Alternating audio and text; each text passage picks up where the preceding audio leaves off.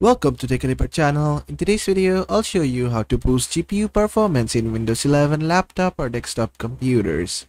Now, GPU is basically graphics processing unit which works for your graphics processing in games and in other softwares. And to boost your GPU, what you need to do is just go to your search and type settings. Then just open up settings. Then from here, you need to go inside system.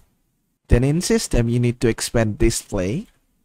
Then inside display, you need to scroll down, and under related settings, you'll find graphics settings. Go inside graphics settings. After that, you just need to select the game, or you can just add it from here. Just add the game or software, then just click on the game or software. For example, I want to change it for FIFA 19. Click on FIFA 19, then click on options. After that, from all the other settings, you need to choose high performance and click on save. And basically that is how to boost your GPU performance in Windows 11 laptop or desktop computers.